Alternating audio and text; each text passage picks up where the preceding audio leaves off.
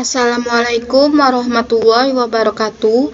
Perkenalkan, nama saya Hadibah, NIM channel D018043, Perpajakan F 2018.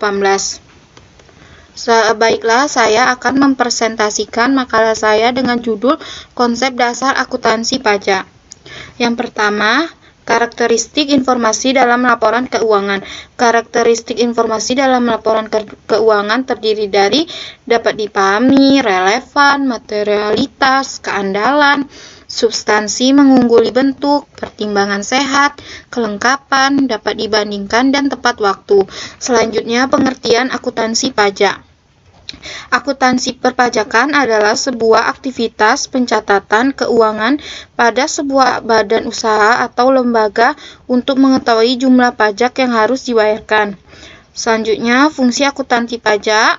Fungsi akuntansi pajak yaitu untuk mengetahui besaran pajak yang harus dibayar wajib pajak sebagai dokumentasi perpajakan tahunan yang bisa dipakai untuk perbandingan dan mengetahui riwayat keuangan perusahaan sebagai laporan keuangan resmi yang bisa kita paparkan saat ingin mendapatkan investor atau kegiatan publikasi lainnya, dan terakhir sebagai strategi menganalisa pajak dan perencanaannya di masa yang akan datang.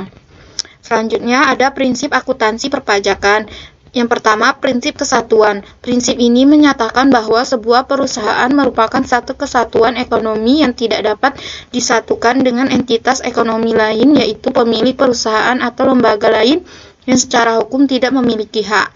Yang kedua, prinsip historis. Prinsip historis mengharuskan pencatatan keuangan secara real terhadap pembiayaan sebuah barang atau aset. Yang ketiga, prinsip pengungkapan penuh. Untuk mendapatkan hasil yang akurat, setiap pencatatan aktivitas keuangan harus disajikan secara informatif dan detail. Selanjutnya ada klasifikasi pajak. Klasifikasi pajak terdiri dari pajak langsung dan pajak tidak langsung. Pajak langsung dikenakan berdasarkan jumlah penghasilan atau kekayaan yang dimiliki sebuah perusahaan atau lembaga. Adapun besarannya telah diatur dalam Undang-Undang Perpajakan. Pajak langsung biasanya harus dibayarkan oleh wajib pajak dan tidak boleh diwakilkan atau dibebankan pada orang atau instansi lain. Sedangkan pajak tidak langsung, pajak yang dibayarkan saat terjadi sebuah transaksi keuangan. Pajak semacam ini bisa diwakilkan atau dibebankan kepada orang lain. Terakhir, akun akuntansi perpajakan. Akun akuntansi perpajakan terdiri dari neraca dan laporan laba rugi. Di dalam neraca terdiri dari sisi aset dan sisi kewajiban. Di sisi aset ada pajak dibayar di muka yang terdiri dari PPh 22, 23, 24, 25, 28A, PPh atas pengalihan hak atas tanah dan bangunan, dan pajak masukan. Di sisi kewajiban ada utang pajak yang terdiri dari PPh 21, 23, 26, 29, dan pajak keluaran.